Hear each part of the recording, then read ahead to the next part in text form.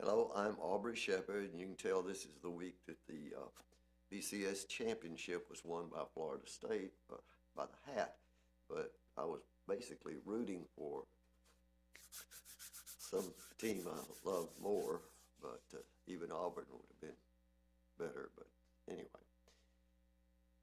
there was Joe Bennett and Dick Bennett, and here's Old Egg, and Old Cat there was Corey.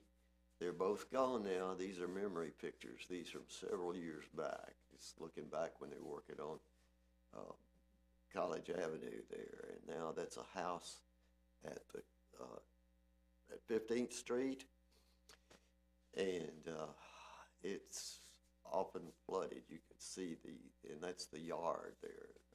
That's the town branch of the West Fork of the White River where it goes under 15th Street. And that's an area that's constantly endangered by all the bad development upstream. There's a plant I can't name, but it was back several years ago in my yard. And that's my daughter and a friend of hers that played music together for a long time. That's my daughter and me, and there's my daughter again. And those are 20-something-year-old pictures. And gee, there are people that came, and there's a guy that works at the Cat, had his name on that list up there. These are going fast because, why? Because they're old and they're small. And there's the railroad track. I've always been showing you a lot, looking down on it from above, how it looked about 7 years ago or something like that. And that's a wetland area where Hill Place Apartments are. Hill Place Apartments on the land to your right there. And Hill Place Apartments are on that wet prairie, Savannah area,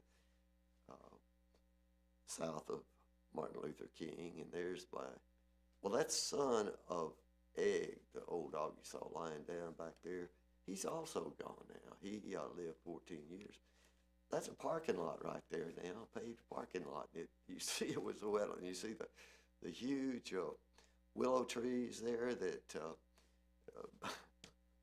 and those are pictures made on different days when the water level was different. That's sunset one afternoon. And of course, if you were standing there now, you'd be standing higher in a parking lot with buildings, apartment buildings.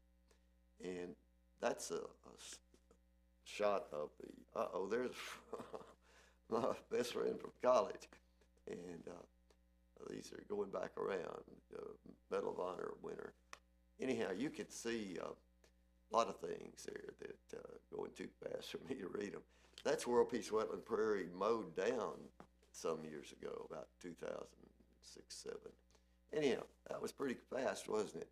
But anyhow, it's fun going back through the old pictures for me.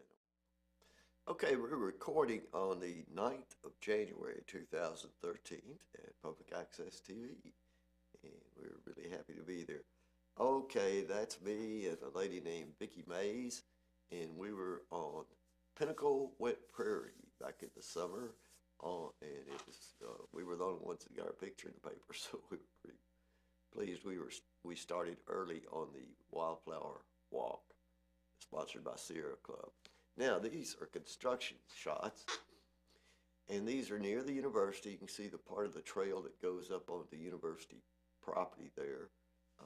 You're headed west on that trail. What do they call it? Oaks Trail or something trail. Anyway, can't think of it at the moment, but it's a pretty trail. But just across the street down there at the intersection of Duncan and Spring, I guess. That's a construction site where a guy was hit a power pole. Now, in the background from that angle, you might see some other construction sites.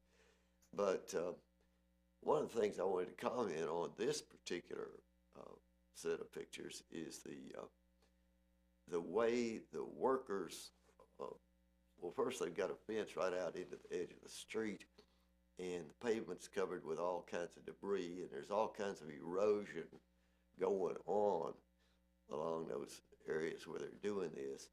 And of course that runs down through the town branch, the West Fork of the White River, and some of it near there goes Tanglewood Branch. Hard to tell where you are, given, but both of them end up in the town branch together, running into the West Fork of the White River. It's just, they're so messy. They're not required to keep their equipment or their debris on the site. They're allowed to block half that street and all that street sometimes. And this has gone on and on. And same guys are building more apartments and wanting to build more apartments in different places. And these rules that allow or even require this street frontage to be blocked off, to hide the parking in the back and so forth. And if there's going to be any green space, it'll be fake green space that they create. The material they use doesn't appear to be sufficient for multi-story buildings to me. And what we've had in Northwest Arkansas a few times over the recent years of these things, actually parts of them blow down before they get built, if they're built in a period when there's high wind and so forth.